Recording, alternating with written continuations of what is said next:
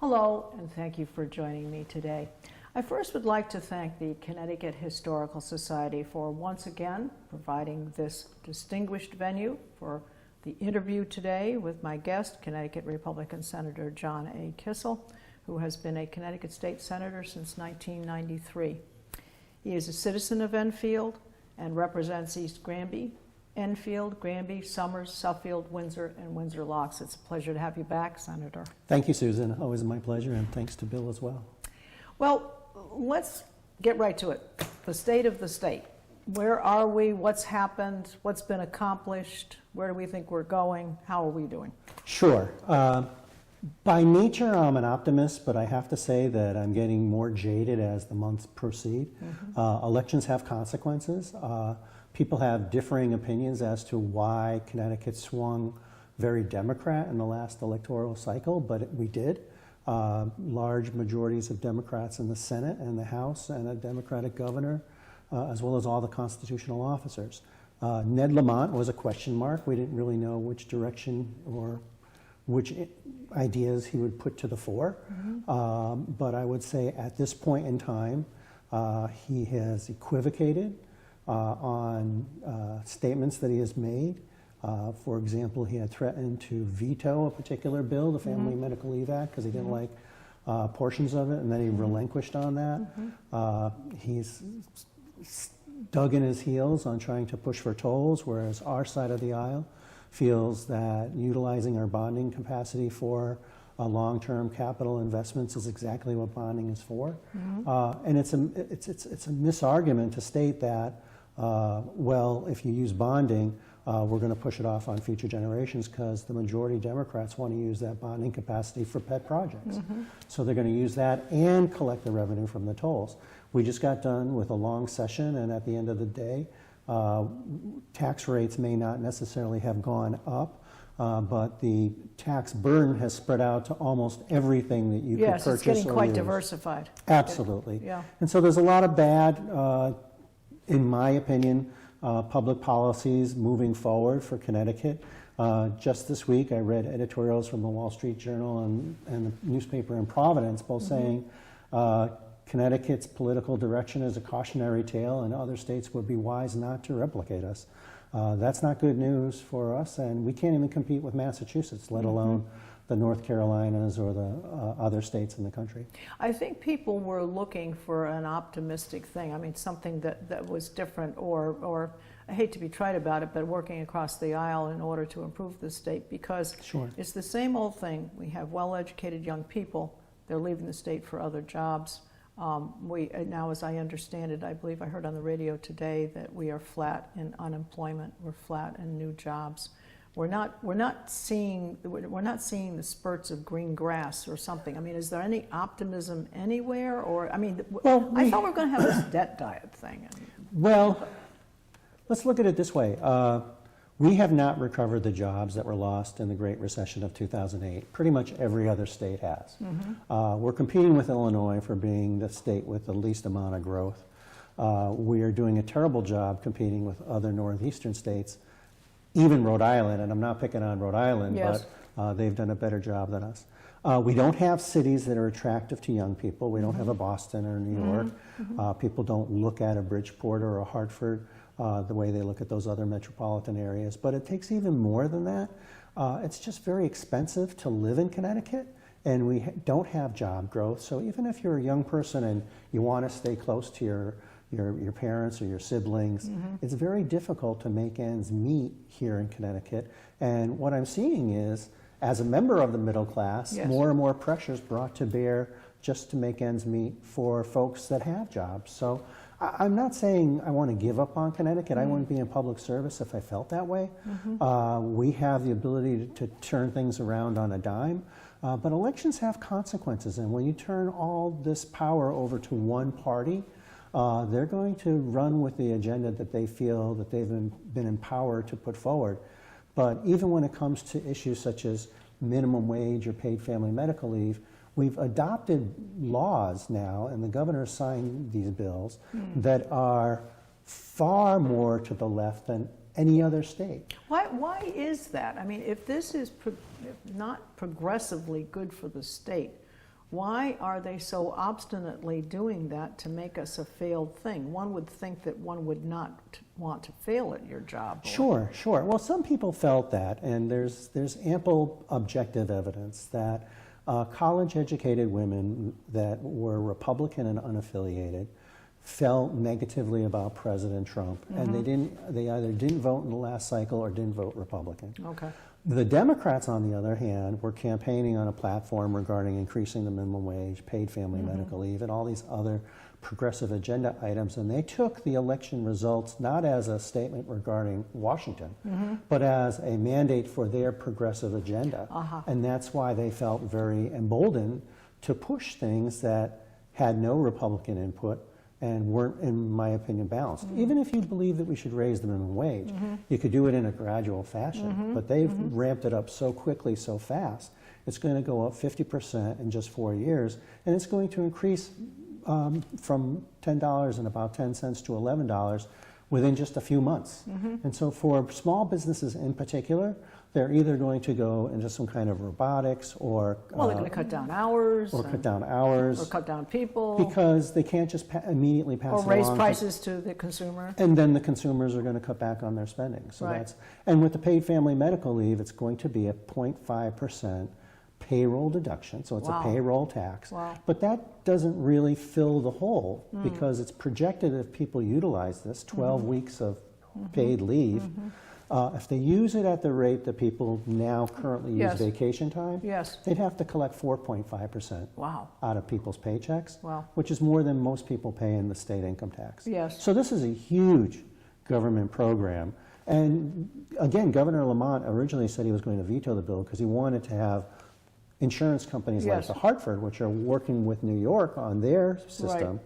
But the proponents of the bill wanted to make it all Department of Labor individuals and another set of state employees that I believe, sort of jadedly, that they could unionize and then create another group that's beholden to that party.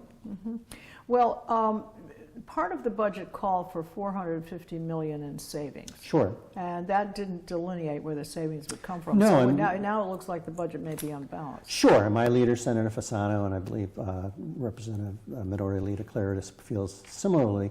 That's $458 million over the 2-year biennial budget, and it's supposed to come from labor savings. Okay. So far, that has not been realized. Part of it is targeted towards the pension funding, and they want to push it out even further so that it would, the costs to pay that will still go up, but not as steeply, but they're pushing it off into future generations. That's one area that they want to try to glean savings. And the leadership of the unions can just ratify that if they want. So that probably will come to pass. But the other thing would be to have all state employees have limited choice when it comes to health care.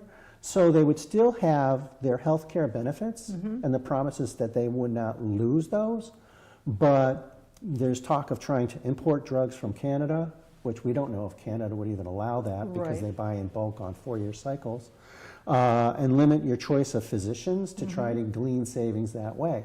So I might still be able to get a procedure, but I might have to go several towns away as opposed to using my own physician. And the rank and file will have to approve that, and I don't think that they're going to just roll over, and there's going to have to be something in return, I think, for them to go along with that.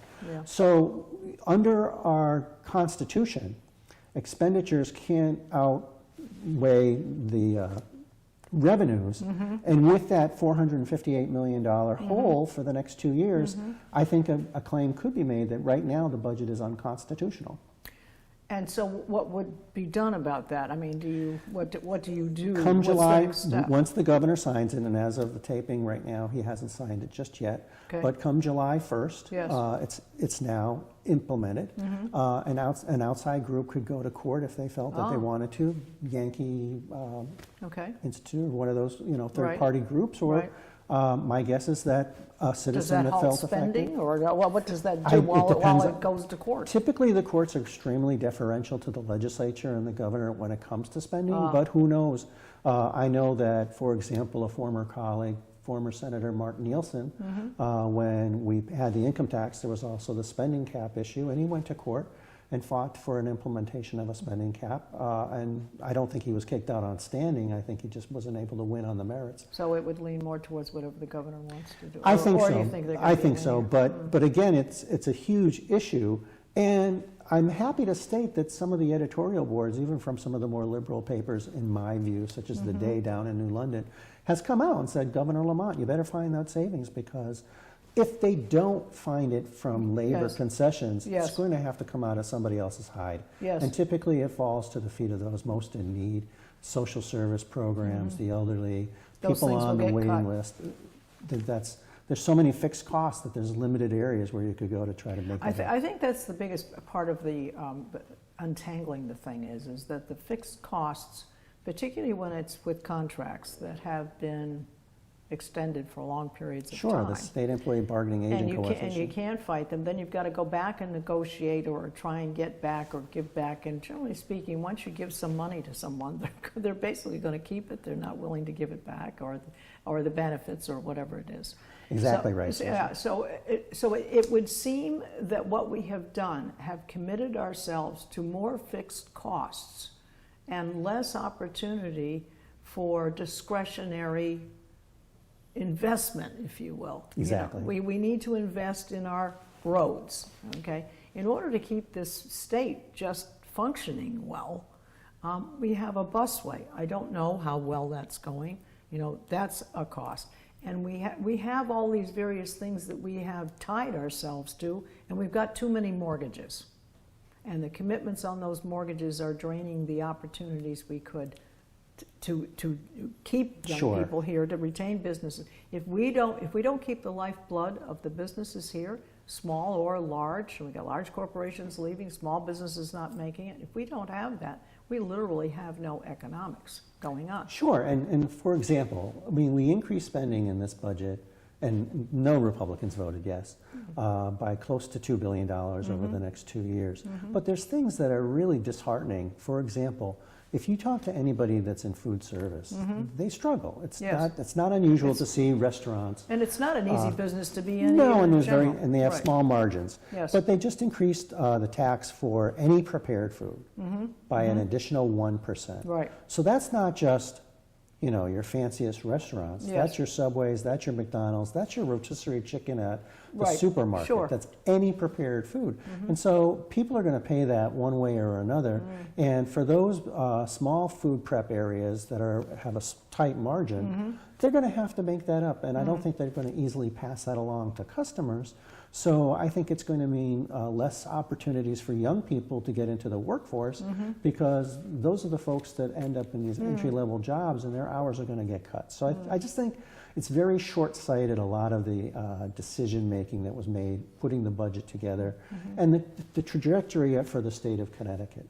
And that's why I'm concerned. And I'm hoping that there's a sense of upset by the public, and that they throw the bums out. I hate to say it, but as well-intentioned as they are, Yes. I think that we need to tip this pendulum in the other direction. Yes.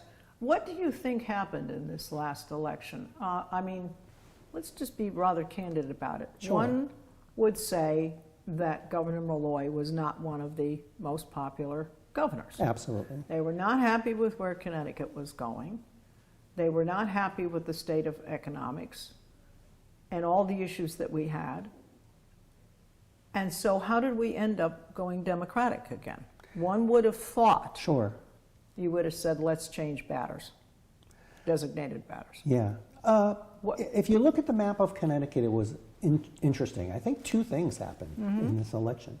And I think it depended on the mix of a particular town, because there were towns that were traditionally Republican, especially in Fairfield County, that went strongly Democrat. And I think in those areas, it was a referendum on Washington and President Trump. I was going to say, yeah. As you get further north, though, I think that you saw some of the towns that had gone for President Trump 2 years earlier, they sort of doubled down, and they actually had good Republican turnout. So it was a real mixed bag, but unfortunately, the turnout overall for Democrats was very impressive. They got out the vote. And I think for those Republicans and unaffiliated voters that felt upset, I think they sat home. Not, and again, if you look at the turnout in North Central Connecticut, for example, my numbers went down, but I still was very successful. Yes. But there's other folks, good Republicans, Scott France in Greenwich, Tony Boucher in Wilton, Mike McLaughlin in Danbury. These had been long-standing Republican areas of the state, and they just flipped. So was it a mandate to go to the left as a state? I think that the people's upset with Malloy was countered to a great extent by other people's upset with the Trump administration. And so we got this crazy mixed up election. And Ned Lamont, I hate to say it, but he just bought the election. He spent tens of millions of his own dollars. Yes, his own and, money. you know, to Stefanowski's credit, he actually did better than our previous gubernatorial candidates, but it just was too much. Well, he is a businessman by background, Governor Lamont. And Governor Lamont's a businessman by background, but my understanding is he and his wife are worth about $600 million, and he inherited a ton of dough. He comes from long-standing wealth. Either his great-grandfather... Does that mean he doesn't understand? You get the feeling he doesn't get it? Or I mean, you know, give me $200 million of family inheritance, and I'll show you what I can do in business. And I think I'd have an advantage. So to that extent, I'm not saying you couldn't go through it all, and many people do. But to me, that's not someone who started from rags to riches. That's a different story. So I sort of, you know, I sort of take it with a grain of salt. It's not to say he's not intelligent. He had the best of education. Has he got pretty much an open door? You want to go and talk to him? Can you talk to him? He says it all the time, but according to my leader, it's not. It's like it's an open door if you want to talk to his staff members, but not necessarily him. And even if you're chatting, it's sort of his way or the highway, at least thus far. And he had 2 forays prior to this trying to win elections, and he was not successful when he lost to former U.S. Senator Joe Lieberman, and then in the primary against Dana Malloy. Yeah, because actually he was not very supportive of Dan Malloy. He actually no, and even and his commentary was not. He's governing flattering. almost exactly like Governor Malloy, but during the election he sort of was very dismissive, which is interesting. And I think that. I think you need to be in office somewhere, somehow, to A, glean a common touch, and B, sort of understand how things operate a little bit. And with the large majorities of Democrats in the House and the Senate, I think they're sort of steamrolling him a little bit. I see. So the whole paid family medical leave thing, where he threatened a veto and they shoved it through anyhow. Right. You know, whether that was to win over votes for tolls in the future or something else. Yeah. So I think that there's a little bit of a learning curve. If you look at the pundits, like Themis Claridis gave him a D. Joe Arasinowitz, the Speaker of the House, gave him a B+. So no one's given him an A. So, so we'll see where it goes. I don't think he's, in his heart of hearts, a bad guy. Yeah. But I think that philosophically, he is a You dyed feel in the the world. tail is wagging the dog a little bit? A little bit, yeah. Do you think he's in it for another 4 years? I mean, do you? He claims that he doesn't care about running for re-election, Right. and he certainly doesn't need to if he doesn't want to. But I think with anybody who gets into elective office, you sort of get the bug a little bit. And I think there's also an element of pride for anybody, no matter where you are philosophically, that you want to leave a good legacy. And if he feels that he's got unfinished business, I think he's going to want to try to continue his vision for the state. It doesn't mean that we're lost or that we're on the Titanic. It's just I think that we're giving ourselves more things to weigh us down rather than being more nimble and moving forward.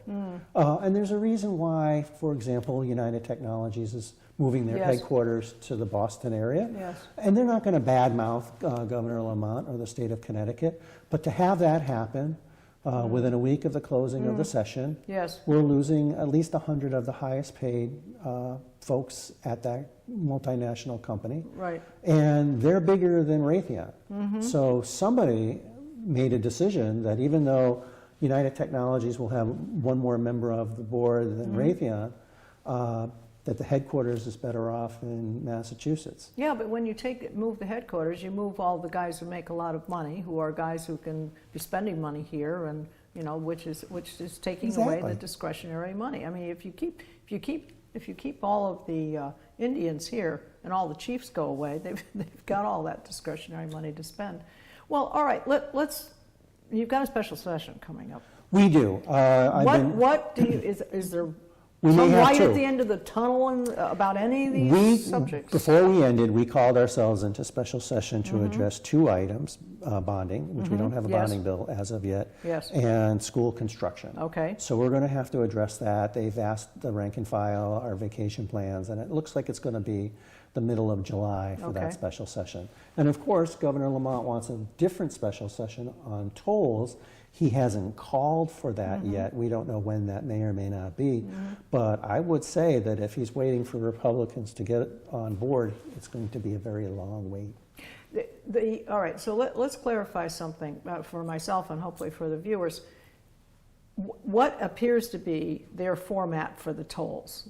That everybody who crosses, Connecticut residents, people coming in, or just commercial trucks, or what appears to be what they're looking for? See, that's part of the problem, is that he campaigned on trucks only, and now he wants passenger vehicles and trucks. We can't, under federal law, have just border tolls. That's not allowed. Okay. So so when you say just border tolls, right? What do you mean by just? Some people originally thought that we could just put tolls like border with Massachusetts, border with New York, and that the inside of the state wouldn't be affected. Okay. So if I'm living in Middletown and I'm never going to be affected by a toll, it's easy for me to say, yeah, let's have tolls. Sure. Well, that's not allowed by federal law. The only kind of tolling you can put on pre-existing roads, as we have in Connecticut, are congestion tolls. And they're not really designed to raise money, although that's Lamont's #1 goal, Governor Lamont. They're designed to cost so much as to change driving habits such that you avoid peak congestion periods. I see. So actually, if you're successful with congestion tolls, you're going to drive your revenues down because people aren't going to drive during the peak periods of time. Right. And where we stand with that is he keeps changing the number of gantries, the large spans that would just record your vehicle and the on and off ramps, but he still wants to raise the same amount of money. I see. So if there's less gantries but still raising $700+ million, it's going to cost more per mile between those gantries. And there's an investment to set up all of this. Sure, tens of millions of dollars, and in particular it gets difficult in Fairfield County where land is at a premium, and if they need to get further easements along, for example, the Merritt Parkway, it's not going to be that easy. So doesn't that sort of, whatever we're going to get, we've invested in the thing, does it neutralizes the gains? It's going to, first of all, there's going to be a large administrative cost to monitor all this, keep it all up to date, and he continues to rely on the fact that 40% of the revenue will come from out-of-state vehicles, but if I can hop over into New York State and go a different way and I'm driving a truck. Right. The other thing is this, while 95 historically has had tolls, the rest of our highways in Connecticut have not. There was a toll on the Kissel Bridge for North Central Connecticut folks, you remember that. But 91 never had tolls. And so you have Route 5 paralleling 91 in the north, you have Route 75 on the other side of the river. And if I can do most of my commuting along Route 5 or hop the river and go down 75 and avoid $5 a day in tolls, I'm going to do that. Sure. And most people are. And so one of my biggest concerns regarding toll proposals is that the quality of life in North Central Connecticut, where we live, is going to be negatively impacted because it's just like the peak weekend in the Big E, or if there's a tractor-trailer crash on 91 and everybody getting off the highway, it'll be like that all the time. Yes. Because people only have so much income, and they're going to try to watch their pennies. Yeah. All right. Well, our time's. But I don't want it to be all doom and gloom. So we can always do better. In our state. Yes. Well, we can. Well, we hope for that. Well, let me just touch on another thing on the bonding. We talked about debt diet, or referred to debt diet. Sure. And when we talk about the bonding, where do you see it going? Because what I heard, if I am correct, is that there were some things that were committed to previously to be supported, and that's being withdrawn, and then there's some other new things that might be bonded for. Where do you see the, I guess, the commitments going for bonding? Sure. Okay. Well, it's really in flux right now. Bonding is a two-part process, and Okay. a lot of people don't really understand how the process works. First, you need the legislature to put together a bond package. Okay. So there'll be a list of projects, All whether right. you like some of them or don't like some of them, but the projects have to be in the bonding package, and Okay. then that has to be voted favorably and signed by the governor. Sure. Then that gets put on a table with all the other bonding Okay. packages that are out there. Okay. Then the governor and his or her staff look at those authorized packages, whether it's this year's or previous years, and say, I want to pick these projects and put them on an agenda. Okay. And then the bond commission would vote yay or nay I on see, that bond okay. agenda. So if you have a project, for example, there's one in Granby, Kearns Right, School. right. Some people like it, some people don't. Right. But that hasn't even gotten through the first process of Okay. getting on a bonding bill. Yes. So anybody who says, oh, the governor can't do anything with that right Right, now because right. there's nothing authorized. Right, right. And there's plenty of things in the queue that Right. precede anything that comes forward Yes. now. The other thing is that we used to have bond commission meetings monthly, and the governor, to his credit, I say, has not had more than one bond commission meeting so far. So there is a bit of a debt diet, Yes. in my opinion, but the Democrat majority wants to use up that bonding capacity. Yes. And so they're going to push real hard, and they've Yeah. actually threatened to take the bonding authority away from the governor. Yes, and yes, put it with by the his own, legislature. by his own party. Yeah, yeah. Which I would vote no, because I Yeah. don't think that we should have that Yeah. authority. I think that's giving the majority party Yeah. way too much control. Right. Well, our time has gone by very quickly, and I do want to make sure it's been very enjoyable, and we appreciate the candor and clarification for a lot of things. But I do want to give a couple of different websites for our viewers to go to, and the first one would be ctsenaterepublicans.com, and then there is one more directly to john.a.kissel@cga.ct.gov. Correct. Okay, and I'd like to once again thank the Connecticut Historical Society for providing this venue for us, and like to remind you to see our website and all of our programs at ctvalleyviews.com. This is Susan Patricelli-Regan. Thank you for joining me today. Pleasure to have you. Thank you. Always All my right. pleasure as Take well. care. Thank you, Bill.